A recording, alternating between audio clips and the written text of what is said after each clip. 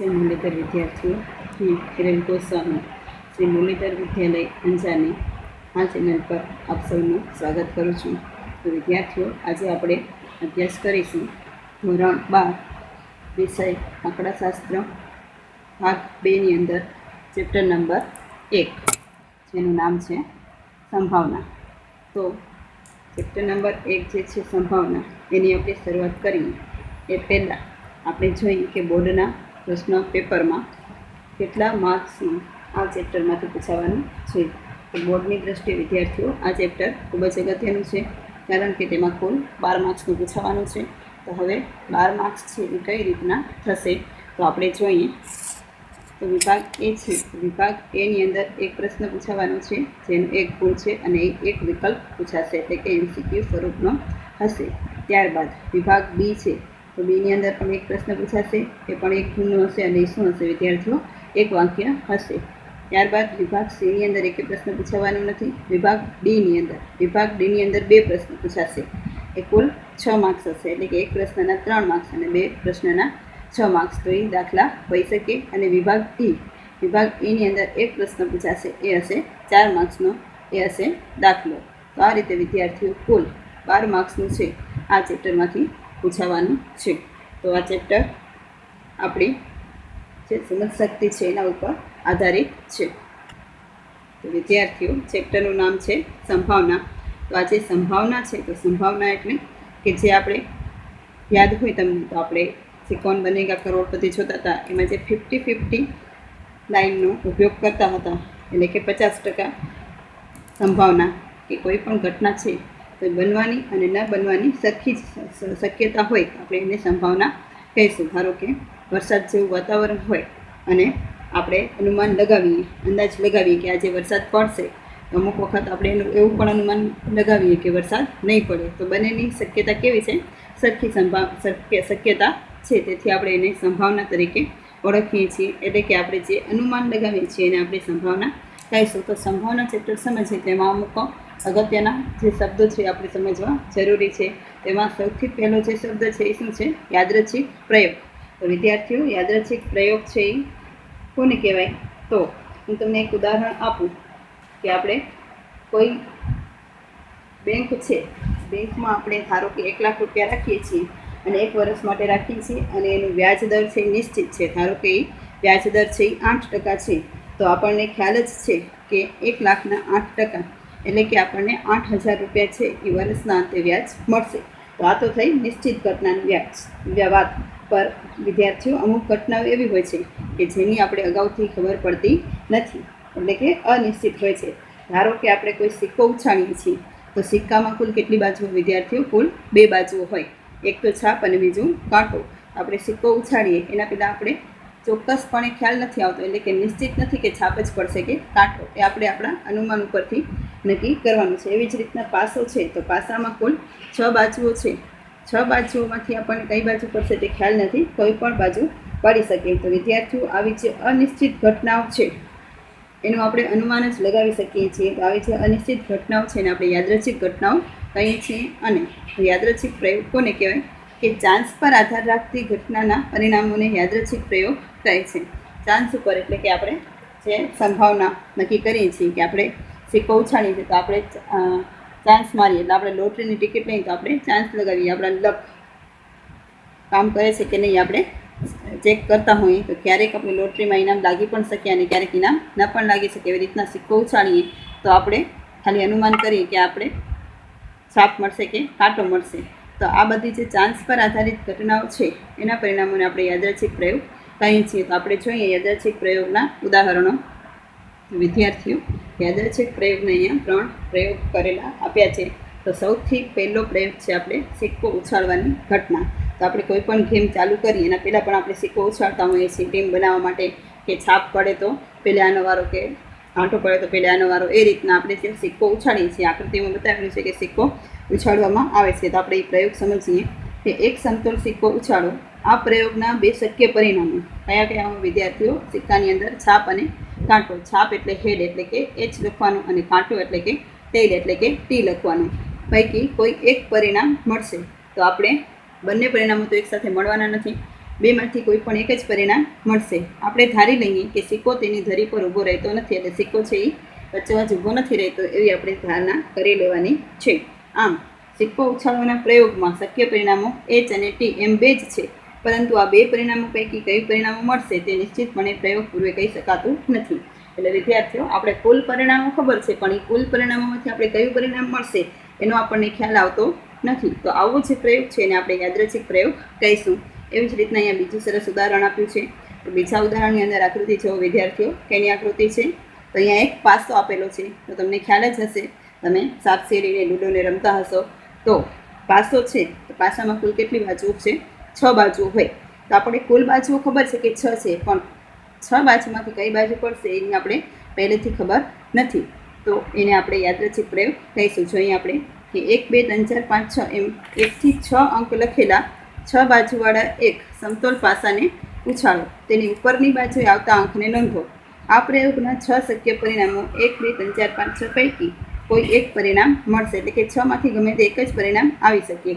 અહીં પાસો ઉછાળવાના પ્રયોગના શક્ય પરિણામો 1 થી 6 એમ 6 જ છે, પરંતુ તે 6 પરિણામો પૈકી કયું પરિણામ મળશે તે નિશ્ચિતપણે પ્રયોગ પૂર્વે કહી શકાતું નથી. તો વિદ્યાર્થીઓ, આવી રીતના પાસાની અંદર પણ આપણે પહેલેથી ખબર હોતી નથી કે 6 બાજુમાંથી કઈ બાજુ પડશે, તો એને પણ આપણે યાદૃચ્છિક પ્રયોગ તરીકે ઓળખી શકીએ.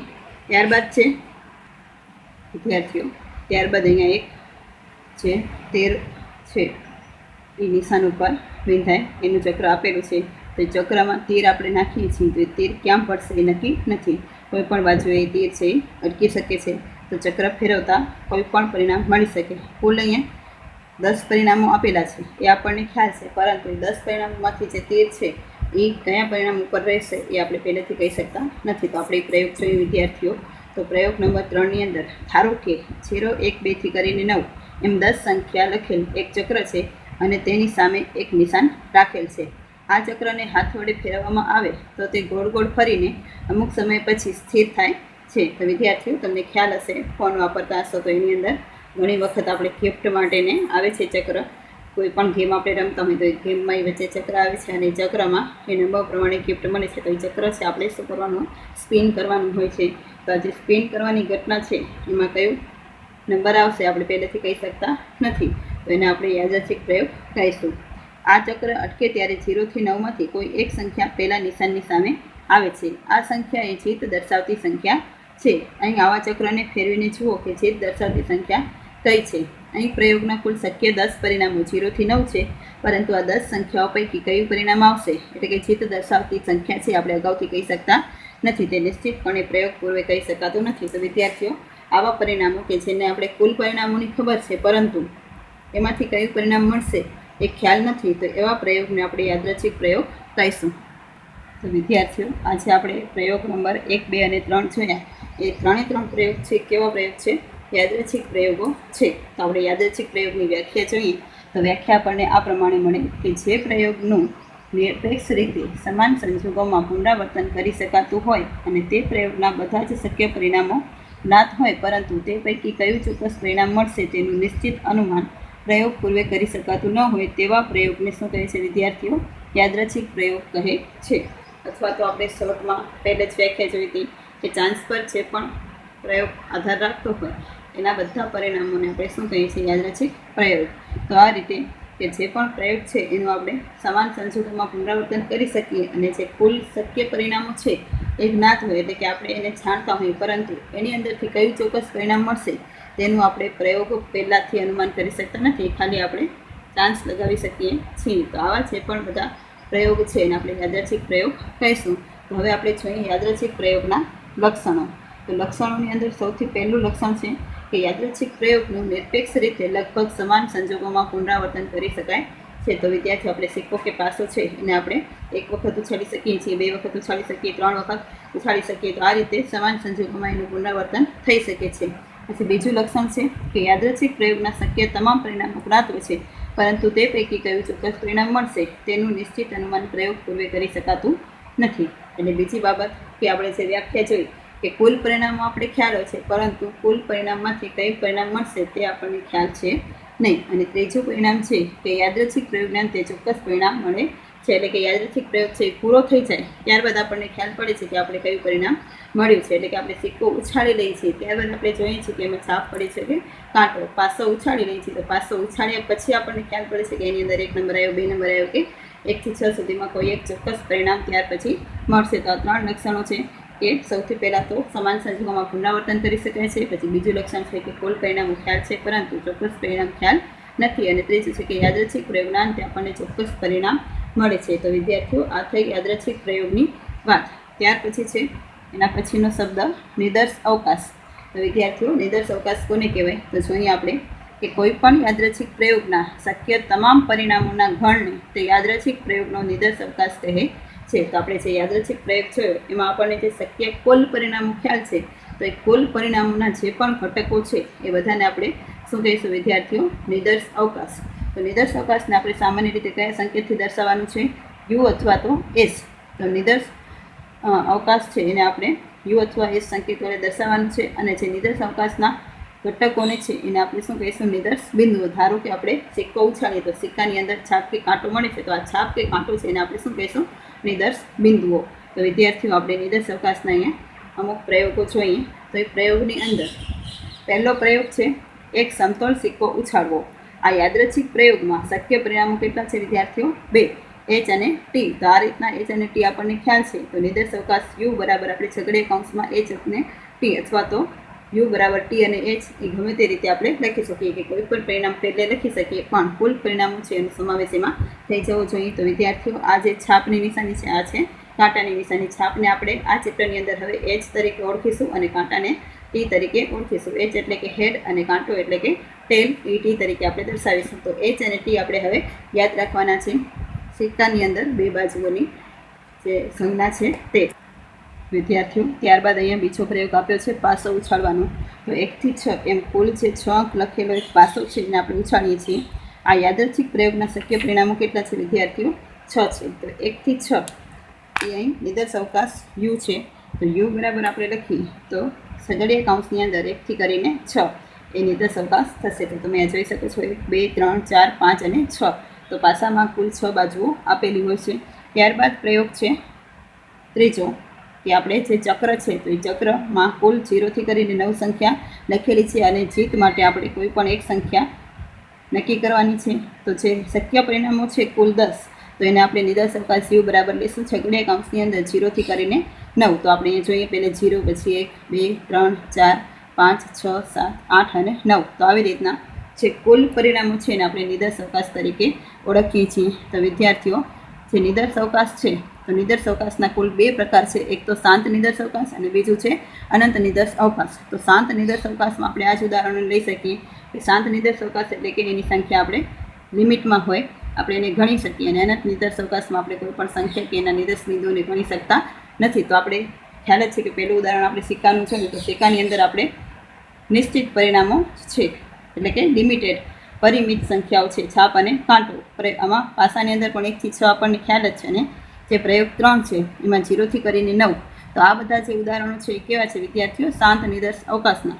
પરંતુ અમુક પરિણામો એવા હોય કે જેની આપણને ખ્યાલ ન હોય તો એને આપણે અનંત નિદર્શ અવકાશ કહીશું. ધારો કે એમ કહીએ કે પ્રાકૃતિક સંખ્યાઓનો ગણ. તો પ્રાકૃતિક સંખ્યાઓ 1, 2, 3, 4, 5, 6 થી કરી અને ક્યાં સુધી એ આપણને ખ્યાલ નથી એટલે આપણે ડેશ કરીએ છીએ. તો આને શું કહેવાશે વિદ્યાર્થીઓ? અનંત નિદર્શ અવકાશ. તો વિદ્યાર્થીઓ આપણે છે હમણાં 2 પ્રકાર છે શાંત નિદર્શ અવકાશ અને અનંત નિદર્શ અવકાશ. એની વ્યાખ્યા જોઈએ કે યાદચ્છિક પ્રયોગના નિદર્શ અવકાશમાં કુલ શક્ય પરિણામોની સંખ્યા પરિમિત હોય તો તેવા નિદર્શ અવકાશને શાંત નિદર્શ અવકાશ એટલે કે ફિનિટ સેમ્પલ સ્પેસ કહે છે. દાખલા તરીકે ઉપર દર્શાવેલ 3 યાદચ્છિક પ્રયોગના નિદર્શ અવકાશો છે કેવા છે?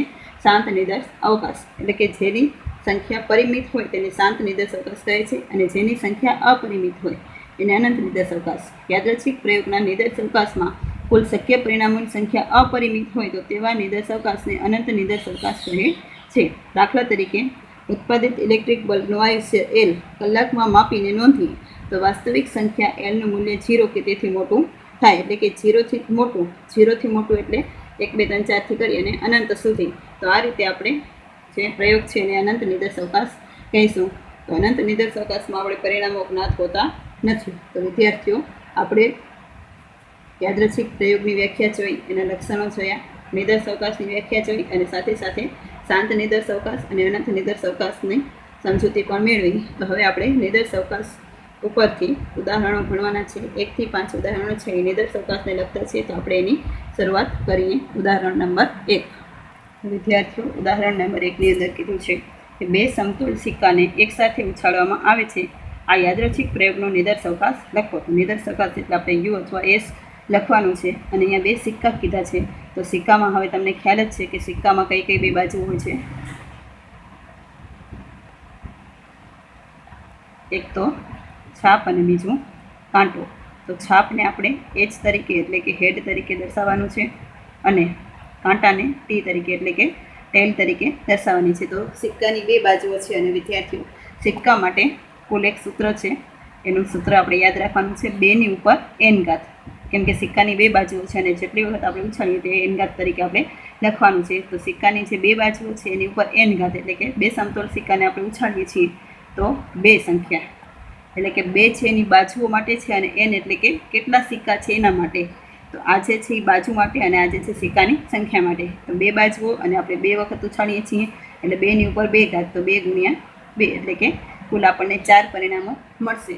તો કુલ પરિણામો આપણને ખ્યાલ છે. તો આપણે નિદર્શ અવકાશની વ્યાખ્યામાં જોયું હતું કે જે કુલ શક્ય પરિણામો છે એને જ આપણે નિદર્શ અવકાશ કહીએ છીએ. તો આપણે આમાં નિદર્શ અવકાશ લખીએ વિદ્યાર્થીઓ. નિદર્શ અવકાશની અંદર આપણે એને સંકેત યુ તરીકે દર્શાવી અને છગડીયા કૌંસમાં જે છે પરિણામો લખવાના છે. કે હવે સમજી લો કે પહેલા સિક્કા ઉપર છાપ મળે છે અને બીજા સિક્કા પર પણ છાપ મળે છે. ત્યારબાદ પહેલા સિક્કા ઉપર છાપ મળે છે અને બીજા સિક્કા ઉપર કાંટો મળે છે. ત્યારબાદ પહેલા સિક્કા ઉપર કાંટો મળે છે અને બીજા સિક્કા ઉપર છાપ મળે છે અને ત્યારબાદ બંને સિક્કા ઉપર કાંટો મળે છે. તો આજે કુલ પરિણામો કેટલા થયા? 1, 2, 3 અને 4. તો આ રીતે આપણે કુલ 4 પરિણામો જે છે મળે છે એને આપણે નિદર્શ અવકાશ યુ તરીકે ઓળખીશું. તો વિદ્યાર્થીઓ, આ રીતે થયો ઉદાહરણ નંબર 1. ત્યારબાદ આપણે જોઈએ ઉદાહરણ નંબર 2. તો વિદ્યાર્થીઓ, ઉદાહરણ નંબર 2ની આપણે રકમ જોઈએ કે દરેક પાસાની બાજુઓ પર 1 થી 6 લખેલ હોય તેવા 2 પાસાને ઉછાળવામાં આવે છે. તો નિદર્શ અવકાશ લખો. તો વિદ્યાર્થીઓ, પહેલાં આપણે પાસાની બાજુઓ લખીએ. તો તમને ખ્યાલ જ હશે કે પાસાની કુલ કેટલી બાજુઓ હોય છે? 6 બાજુ હોય છે. કઈ કઈ 6 બાજુઓ? તો 1, 2, 3, 4, 5 અને 6 બાજુઓ. તો આ 6 બાજુઓ છે. તો આપણે પાસા માટે એક સૂત્ર યાદ રાખવાનું છે. જે રીતે આપણે સિક્કામાં જે સૂત્ર જોયું હતું કે 2ની ઉપર એન ઘાત. તો એની અંદર 2 છે એ બાજુ હતી અને એન છે એ સિક્કાની સંખ્યા. એવી જ રીતના આનું સૂત્ર પણ જે પાસો છે તો કુલ 6 બાજુ છે. તો 6 છે એ નીચે અને એન એટલે કે એની સંખ્યા કે કેટલી વખત આપણે કે કેટલા પાસા ઉછાળીએ છીએ. તો એ આપણે 6ની ઉપર એન ઘાત. તો વિદ્યાર્થીઓ, આ રકમની અંદર કેટલી વખત આપ્યું છે? 2 પાસા ઉછાળીએ છીએ. તો જે 6ની ઉપર એન ઘાત એટલે કે 6ની ઉપર 2 ઘાત. તો 6 ગુણ્યા 6. તો આપણે કુલ કેટલા પરિણામો મળશે નિદર્શ અવકાશની અંદર? 36. અને આમાં નિદર્શ અવકાશ પૂછ્યો છે તો આપણે 36 પરિણામો જે છે બતાવવા પડશે. તો આપણે બતાવીએ 36 પરિણામોને છગડીયા કૌંસની અંદર. પહેલા પાસા ઉપર 1 પડે અને બીજા ઉપર 1 પડે. પહેલા પાસા ઉપર 1 જ રાખીએ અને બીજા પાસા ઉપર આપણે બદલાવીએ 1, 2. ત્યારબાદ 1, 3, 1, 4, 1, 5 અને 1, 6. ત્યારબાદ વિદ્યાર્થીઓ, બીજા પાસા ઉપર 2, પહેલા પાસા ઉપર 2 પડે અને બીજા ઉપર 1. પહેલા ઉપર 2 જ રાખી હવે આમાં બદલાવીએ. તો 2, 2, 3, 2, 4, 2, 5, 2, 6. ત્યારબાદ પહેલા પાસા ઉપર 3 પડે અને બીજા ઉપર 1. પહેલા ઉપર 3, બીજા ઉપર 2. પહેલા ઉપર 3 અને બીજા ઉપર પણ 3. પહેલા ઉપર 3, બીજા ઉપર 4. પહેલા ઉપર 3, બીજા ઉપર 5 અને પહેલા ઉપર 3 અને બીજા ઉપર 6. એ જ રીતના પહેલા ઉપર 4, બીજા ઉપર 1. પહેલા ઉપર 4, બીજા ઉપર 2. પહેલા ઉપર 4, બીજા ઉપર 3. પછી 4 અને 4, 4 અને 5 અને 4 અને 6. એ જ રીતે 5, 5 અને 1, 5 અને 2, 5 અને 3, 5 અને 4, 5 અને 5 અને 5 અને 6. એ જ રીતે 6ની લાઈન લઈએ તો 6 અને 1, 6 અને 2, 6 અને 3, 6 અને 4, 6 અને 5 અને 6 અને 6. તો વિદ્યાર્થીઓ, આ રીતે પાસા ઉપરની ગણતરી છે એ આપણે નિદર્શ અવકાશ તરીકે કુલ 36 પરિણામો મળે. તો આપણે અહીંયા 1થી શરૂઆત કરી છે અને આમાં પણ 6 સુધી અને બીજા પાસા ઉપર પણ 6 સુધી આપણે લઈ જઈએ છીએ. કેમ કે કુલ પાસાની બાજુ કેટલી છે? 6. તો આ નિદર્શ અવકાશ આપણે કુલ 36 પરિણામો મળ્યા. વિદ્યાર્થીઓ, આપણે હવે ઉદાહરણ નંબર 3ની સમજૂતી મેળવી. તો ઉદાહરણ નંબર 3માં આપેલું છે કે એક ફેક્ટરીમાં ઉત્પાદિત થયેલા 1000 એકમોની ગુણવત્તા ચકાસી તેમાંના ખામીયુક્ત એકમો શોધવાના પ્રયોગનો નિદર્શાવકાશ લખો. તો વિદ્યાર્થીઓ, આમાં એક ફેક્ટરીમાં કુલ 1000 એકમોનું ઉત્પાદન થાય છે. એ 1000 એકમોમાંથી આપણે શોધવાના છે કે ખામીવાળા એકમો કયા છે. તો વિદ્યાર્થીઓ, જે આપણે ખામીવાળા એકમો છે એ 1000માંથી કોઈ પણ હોઈ શકે. તો 1 પણ હોઈ શકે, 2 પણ હોઈ શકે, ત્રીજો પણ હોઈ શકે, 4 પણ હોઈ શકે, અથવા તો એકેય ખામી ન હોય એવું પણ હોઈ શકે. તો આપણે આવી રીતના જોઈએ તો જે 1000 પરિણામો છે તો આપણે કુલ પરિણામો 1001 મળશે. તો કઈ રીતના વિદ્યાર્થીઓ, જે કુલ પરિણામો છે એ કુલ પરિણામો આપણે એની શક્યતા છે એ કઈ કઈ છે, 0થી કરી અને 1000 સુધી. એટલે આપણે આ 1000 સુધીમાંથી કોઈ પણ એકમ ખામીવાળો હોઈ શકે, અથવા તો એકે ખામી ન હોય તો 0 પણ હોઈ શકે. આપણે યુ કઈ રીતના મળશે, તો યુ બરાબર 0, 1, 2, 3, 4થી કરીને આપણે 1000 સુધી લખવાનું નથી, પણ ડેશ ડેશ કરી અને 1000. તો આ છે એના માટે નિર્દેશાવકાશ થશે. તો વિદ્યાર્થીઓ, આ 1000 એકમમાંથી આપણે નિશ્ચિત નથી કે કયો એકમ ખામીયુક્ત છે, પરંતુ જે 1000 એકમો છે એમાં ખામી હોવાની શક્યતા એટલી જ રહેલી છે. એટલે આપણે યુની અંદર 0થી કરી અને 1000 એકમો લઈએ છીએ. ત્યારબાદ આપણે જોઈએ ઉદાહરણ નંબર 4. તો વિદ્યાર્થીઓ, હવે આપણે જોઈએ ઉદાહરણ નંબર 4. એની રકમ આપેલી છે કે પ્રથમ 4 પ્રાકૃતિક સંખ્યાઓમાંથી 3 સંખ્યાઓ પસંદ કરવાના યાદચ્છિક પ્રયોગના નિદર્શાવકાશ લખો. તો વિદ્યાર્થીઓ, અહીંયા પસંદ કરવાનું આપ્યું છે. તો તમે 11મા ધોરણમાં જે ચેપ્ટર ક્રમચય સંચય ભણીને આવ્યા છો એમાં તમને યાદ હશે તો આપણે ગોઠવણી કરવા માટે કીધું હોય તો આપણે ક્રમચયનો ઉપયોગ કરતા હતા, અને જે પસંદગી કરવા માટે કીધું હોય તો આપણે સંચયનો ઉપયોગ કરતા હતા. તો આપણે આમાં જે કુલ પરિણામો છે કે કુલ પરિણામો કેટલા મળશે એના માટે આપણે જે સંચયનું સૂત્ર છે એનો આપણે ઉપયોગ કરી શકીએ. તો સંચયનું સૂત્ર આપણે યાદ હોય તો NCN બરાબર n ફેક્ટોરિયલ છેદમાં NCR બરાબર n ફેક્ટોરિયલ r ફેક્ટોરિયલ અને n માઇનસ r ફેક્ટોરિયલ આપણે લખતા હતા.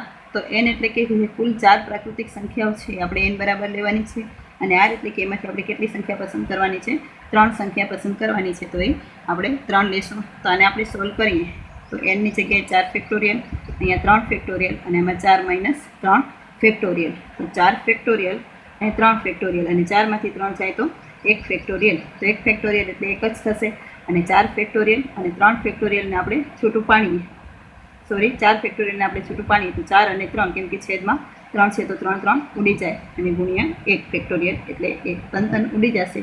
તો જવાબ મળશે આપણને 4. તો વિદ્યાર્થીઓમાં કુલ નિદર્શાવકાશના પરિણામો આપણને કેટલા મળશે, 4 પરિણામો મળશે. તો 4 પરિણામો કયા કયા મળશે આપણે જોઈએ. તો આપણે વારાફરતી છે સંખ્યાઓ છે એને આપણે લખતા જઈએ. તો યુ બરાબર, તો સૌથી પહેલાં આપણે જે 4 સંખ્યાઓ છે તો 4 સંખ્યાઓ આપણે આવી રીતના લખીએ છીએ, 1, 2, 3 અને 4. એમાં આપણે વારાફરતી લેતા જઈએ, 1 અને 2 અને 3, એટલે 3 સંખ્યાઓ પસંદ કરવાની છે. તો એક કૌંસની અંદર કેટલી સંખ્યા આવશે, 3. તો પહેલાં આપણે લઈએ 1, 2 અને 3, ત્યારબાદ આપણે લઈએ 1, 2 અને 4. એટલે આવી રીતના વારાફરતી આપણે લેતા જવાનું છે. ત્યારબાદ આપણે લઈએ 1, 3 અને 4, અને ત્યારબાદ આપણે લઈએ 2, 3 અને 4. હવે વિદ્યાર્થીઓ, આપણે જે સંખ્યાઓ છે ને આ સાઈડ જવાનું નથી, ખાલી આ સાઈડથી સીધી સંખ્યાઓ લેવાની છે. તો આપણે કુલ આ શક્ય પરિણામો અહીં આપણે જોયું તો કેટલા મળ્યા, 4. તો 1, 2, 3 અને 4 કૌંસ જે છે એ થઈ ગયા છે. આ પહેલો કૌંસ, આ બીજો કૌંસ, આ ત્રીજો કૌંસ અને આ ચોથો કૌંસ. તો આ રીતે આપણે વિદ્યાર્થીઓ 4 પરિણામો ખ્યાલ આવી શકે છે. અને આ પરિણામો છે, આના સિવાય હવે આમાંથી એક પરિણામો નહીં બને, આપણે પાછળની સાઈડ નહીં પણ આગળની સાઈડથી બધા પરિણામો વારાફરતી લેતા જવાના છે, અને જેટલી સંખ્યા પસંદ કરવાની કીધી છે એટલી સંખ્યા કૌંસની અંદર રાખવાની છે. તો આ રીતે આપણે ઉદાહરણ 4 છે એની અંદર નિદર્શાવકાશ મળી ગયો. ત્યારબાદ આપણે જોઈએ ઉદાહરણ નંબર 5. તો વિદ્યાર્થીઓ, ઉદાહરણ નંબર 5ની રકમ આપેલી છે, જેમાં આપેલું છે કે પ્રાકૃતિક સંખ્યાઓ પૈકી કોઈ પણ એક સંખ્યા યાદચ્છિક રીતે પસંદ કરવાના યાદચ્છિક પ્રયોગનો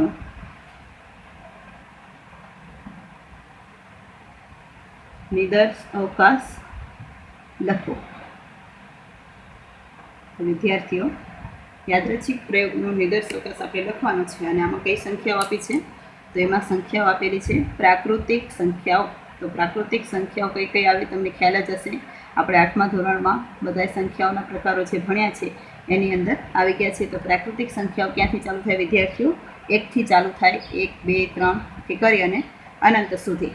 તો આ રીતના પ્રાકૃતિક સંખ્યાઓ છે એ અનંત સુધી હોય છે. એમાં 0નો સમાવેશ થતો નથી, માત્ર 1થી ચાલુ થાય છે અને 1થી કરી અને બધી જે પૂર્ણાંક સંખ્યાઓ છે એ અનંત સુધી એમાં આવી જાય છે. તો આ પ્રાકૃતિક સંખ્યાઓમાંથી આપણે શું કરવાનું છે? એક સંખ્યા પસંદ કરવાની છે અને એનો યાદચ્છિક પ્રયોગનો નિદર્શ અવકાશ લખવાનો છે. તો ખ્યાલ જ છે કે યાદચ્છિક પ્રયોગમાં કુલ પરિણામો આપણને ખ્યાલ છે, પરંતુ જેમાંથી નિદર્શ અવકાશ છે એ આપણને ખ્યાલ હોતું નથી. તો કુલ પરિણામ આપણને ખ્યાલ છે કે અનંત જ છે, પણ એમાંથી હવે કયું પરિણામ મળશે આપણને ખ્યાલ નથી. તો યુ બરાબર આપણે નિદર્શ અવકાશની અંદર લખીએ તો શું થશે? યુ બરાબર 1થી કરી અને અનંત સુધી કોઈ પણ સંખ્યા છે આપણે પસંદ કરીએ છીએ. તો 1 2 3 4 આ રીતના ડેશ કરી અને અનંત. તો વિદ્યાર્થીઓ આ રીતના જ્યારે પણ અનંતની નિશાની આવે છે તો આપણે જે નિદર્શ અવકાશના 2 પ્રકારો જે છે, શાંત નિદર્શ અવકાશ અને અનંત નિદર્શ અવકાશ, તેમાંથી આજે કયો પ્રકાર મળ્યો વિદ્યાર્થીઓ? તો અનંત નિદર્શ અવકાશ. તો તમને પ્રકાર પૂછે તો આ રીતે પણ લખી શકો. એટલે જ્યારે આપણે કુલ પરિણામો જ્ઞાત હોય તો તમે આગળ ઉદાહરણ નંબર 4 જોઈએ તો ઉદાહરણ નંબર 4માં તમને ખ્યાલ છે કે કુલ પરિણામો આપણે કેટલા મળે? 4 મળશે. તો આ છે નિદર્શ અવકાશ છે એ કયો નિદર્શ અવકાશ થયો? શાંત નિદર્શ અવકાશ. પણ આપણે જે ઉદાહરણ નંબર 5 છે તો ઉદાહરણ નંબર 5ની અંદર કુલ પરિણામોની કેટલી સંખ્યા છે એ ખ્યાલ નથી. તો એ કયા પ્રકારનો નિદર્શ અવકાશ કહેવાશે વિદ્યાર્થીઓ? અનંત નિદર્શ અવકાશ. તો આ રીતે આપણે નિદર્શ અવકાશના બધા ઉદાહરણોની સમજૂતી મેળવી. ત્યારબાદ આપણે અમુક છે પદો છે, જેવા કે ઘટના, ઘટનાની અંદર ચોક્કસ ઘટના, અશક્ય ઘટના, વિશિષ્ટ ઘટના, યોગ ઘટના, છેદ ઘટના, નિવારક ઘટના, પરસ્પર નિવારક, અનિવારક ઘટના. તો આ બધા જે પ્રકારો છે એની સમજૂતી છે એ હવે પછીના વિડીયોમાં આપણે મેળવશું. અસ્તુ.